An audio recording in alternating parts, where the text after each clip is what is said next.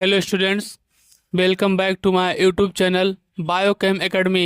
इस चैनल में आपका स्वागत है। तो हम लोग समझे अभी सिद्धांत के बारे में। ठीक है, अब हम लोग जानेंगे समीकरण के बारे में कि कौन सा समीकरण है। ठीक है, कैसे समीकरण किस तरीके से कार्य करता है। ठीक है, चलिए देखते हैं।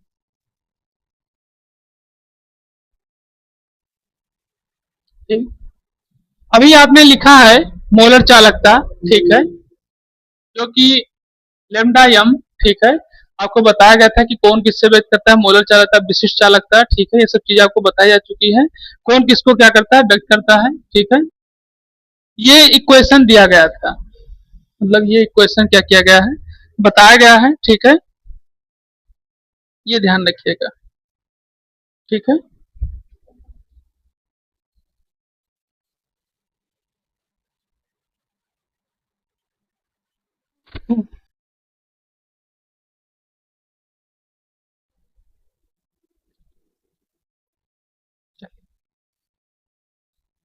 इसमें आपको क्या क्या चीजें कैसे दी गई है, दिया गया है आपको मोलर चालकता यानी लेमडा एम के रूप में। ठीक है, ये दिया गया है अनंत तनुता। हमने कुछ दिन पहले आपको अनंत तनुता पढ़ाया था, अगली बार केमिस्ट्री में हमने आपको लिखा था कि अनंत तनुता क्या होती है, कैसे कार्य करती है, इसका हमने अनंत तनुता के बारे में लिखाया है। ठीक है, आप एक बार देख लीजिए कॉपी, लिखाया गया है कि नहीं लिखाया गया है। तो ये है अनंत तंत्र। ठीक है, जिसको बताया था, मतलब अनंत तंत्र एक ऐसी व्यवस्था है जो मोलर चालकता के रूप में कार्य करती है, या इसको कह सकते हैं हम सीमांत तुल्यांकी, या फिर मोलर चालकता के रूप में इसको क्या कह सकते हैं, हम व्यक्त कर सकते हैं। ठीक, फिर अनंत तंत्र दी गई है, और ये अंडर रूट सी जो आपको दिया गया है, क्या दिया गया है, सांद्रता दी गई है। ठीक है, हमने आपको बताया था। तो अब एक एक चीजों को आप लोग लिखना शुरू करिए, किसको क्या चीज यहाँ पे बताया जा रहा है, तो आपको आसानी रहेगी। ठीक है, लिखिए इसमें, तब फिर आगे बढ़े। लिखिए लेमडा एम। हाँ, नोट कर लो इसको, तब फिर बताएं आगे। तो चलिए फिर आगे बढ़े हम लोग। हाँ, तो क्या कह रहे थे, तो ये आपका इक्वेशन दिया गया है, इसके आगे हम लोग कुछ लोग और समझेंगे जो इक्वेशन उन्होंने दिया। अब यहाँ समीकरण का प्रयोग करते हुए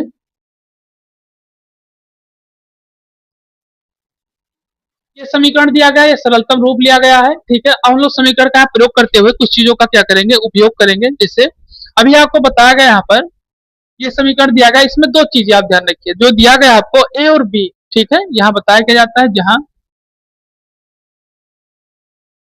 ए और बी। ठीक है, जहां ए और बी क्या है, एक तरीके से, ये तरीके से जो व्यवस्था है, ये है वही हक्ल स्थिरांक। ठीक, ये क्या है, स्थिरांक है, ए और बी। ठीक है, क्या है, स्थिरांक है।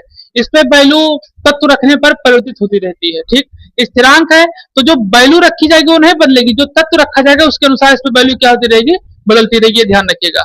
तो यहाँ पर जो ए और बी की वैल्यू है उसको हम लोग समझेंगे। ये वैल्यू आपको दी गई है, ए और बी यानी डीवाई हक्ल की जो स्थिरांक है, ए है डीवाई का, हक्ल है बी का। ठीक है, ये स्थिरांक है, ध्यान रखिएगा। ठीक है, ये वैल्यू आपको क्वेश्चन में पुटअप करनी पड़ेगी, जब आवश्यकता पड़ेगी तब। ठीक, तो ये आपकी वैल्यू दी गई है स्थिरांक, और ये है आपका इक्वेशन। ठीक है, ये इक्वेशन आपके तीन वैज्ञानिकों के द्वारा निर्धारित किया गया, तीन वैज्ञानिक मिलकर इसको निकाले। ठीक है, फिर उसका सरलतम रूप लिखा गया, जो कि ये इसका मेन समीकरण है। ठीक है, फिर उसके बाद इस समीकरण का जो प्रयोग किया गया, कहाँ कहाँ, ए और बी के रूप में, जो किस तरीके से प्रयोग किया गया, क्योंकि इसमें स्थिरांक को व्यक्त करना था। ठीक है, स्थिरांक को किस तरीके से बताया गया, एज इक्वल टू जो ए की वैल्यू होती है 82.4 अपॉन डी टी, 1/2 रो के रूप में। फिर उसी तरीके से बी इक्वल टू 88.20 10 की पावर 5 डी टी की पावर हाफ थर्ड। ठीक है, तो ये होगा इसके स्थिरांक के बारे में। ठीक, तो आप इसको नोट कर लीजिए, फिर हम इसको और विस्तृत समझना शुरू करेंगे।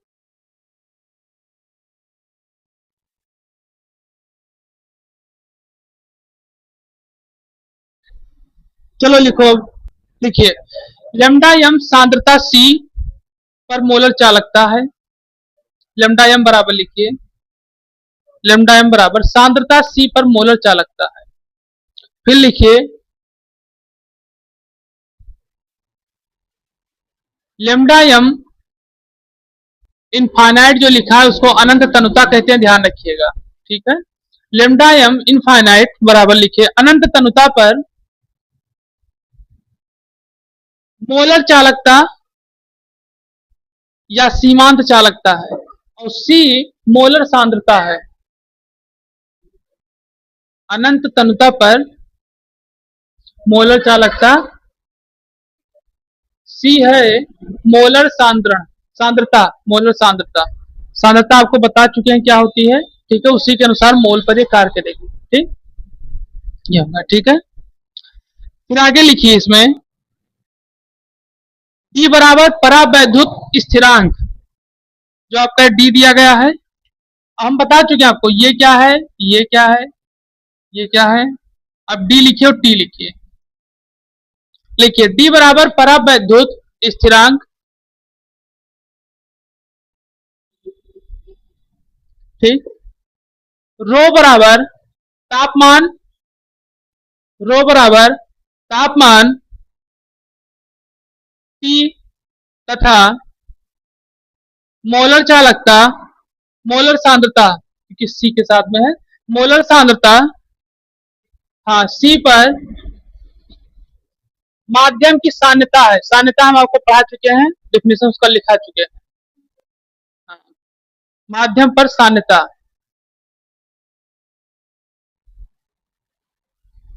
ठीक। अब आप, ये हो गया आपका। अब लिखिए अनंत तनुता व्यक्त कैसे करेंगे। देखिए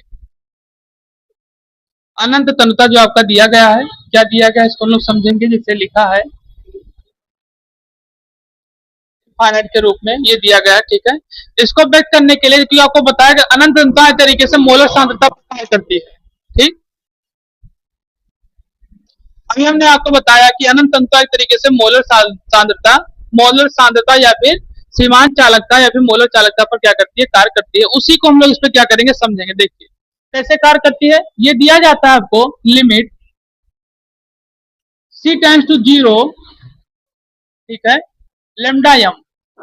फिर इसको व्यक्त किया जाता है इसी के माध्यम से, और ये आपका बन जाता है लेमडा एम इनफाइनाइट, ठीक, ठीक है। ये इस तरीके से इसको क्या कहता है, व्यक्त किया जाता है ये। तो अब इसमें हम लोग समझेंगे ग्राफ के बारे में, ग्राफ कैसे कार्य करेगा इस पर, ठीक है। चलिए देखते हैं। देखिए तो सबसे पहले आपको पता है मोलर सांद्रण, मोलर सांद्रण, ठीक है। सांद्रता लिख दीजिए, मोलर सांद्रता। अभी आपको बताया गया है किससे व्यक्त किया जाता है मोलर सांद्रता को, बताओ तुम। वो √c से, ठीक। हम लोग अब जो ग्राफ बनाएंगे, ठीक है, इसी के बीच में हमें क्या करना है, ग्राफ को खींचना है, ठीक है। और साथ साथ एक ग्राफ जो आपका बन रहा है एक विद्युत अपघट तत्व के लिए बन रहा है, विद्युत अपघट तत्व के लिए, ठीक। विद्युत अपघट तत्व के लिए बन रहा है। और कौन सा तत्व ले रहे हैं यहाँ पर हम लोग, आप कुछ भी ले सकते हैं, चाहे NaCl हो और चाहे KCl हो, ठीक है। कोई भी तत्व आप यहाँ पे ले सकते हैं। इसी के हम लोग क्या करेंगे, ग्राफ को बनाएंगे। चलिए देखते हैं।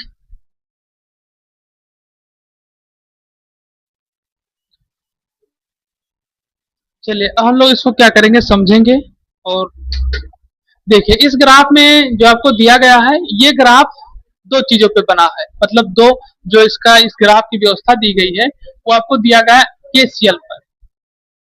अब यहाँ सबसे पहले दिया गया जो यहाँ पे लिया गया इस ग्राफ में, ठीक है, क्या लिया गया है, विद्युत अपघट तत्व कौन से लिए गए हैं, KCl, ठीक है। इसका आप NaCl भी ले सकते हैं, ठीक। KCl लिया गया यानी कि पोटेशियम क्लोराइड, इसका प्रयोग किया गया है, ठीक है। और मोलर सांद्रता, और ये बना किसके बीच में है, ये बना है आपके अनंत तनुता की मोलर चालकता, ठीक है। और साथ साथ और किस पे कार्य कर रहा है, ये मोलर सांद्रता पर, इस पे ग्राफ कार्य कर रहा है। शुरुआत इसकी कहां से हुई है, मोलर चालकता, ठीक है, अनंत तनुता के मोलर चालकता से। और ये ग्राफ का जो एक्सिस मतलब एंड पॉइंट है, ठीक है, ये दिया गया आपके किसके, सांद्रण पर। इससे बताया क्या जाता है कि अगर मोलर सांद्रता 0 तक है, ठीक है, तो उसमें धीरे धीरे व्यवस्था बढ़नी शुरू हो जाएगी किसकी, अनंत तनुता की, ठीक है। अगर मोलर चालकता किसी भी तरीके से मान लीजिए बढ़ता जा रहा है, यानी इस तरीके से समझिए कि जब K पर पॉजिटिव चार्ज जो दिया गया आपको और Cl पर निगेटिव, ठीक है, जब इसमें कोई भी एक तरीके से आयन की मात्रा बढ़ती है, ठीक है, तो अब आयनों की मात्रा अगर एक तरीके से देखी जाए बढ़ेगी, तो आपको बताया गया तुरंत यहाँ पर कि सांद्रता में कमी होने पर मोलर चालकता क्या होती है, बढ़ती है। सांद्रता में कमी होने पर हमने आपको इससे बताया है कि सांद्रता में कमी कब होती है, कि सांद्रता की समस्या तब शुरू होती है जब उसके क्या हो जाते हैं, अनुपात जो है,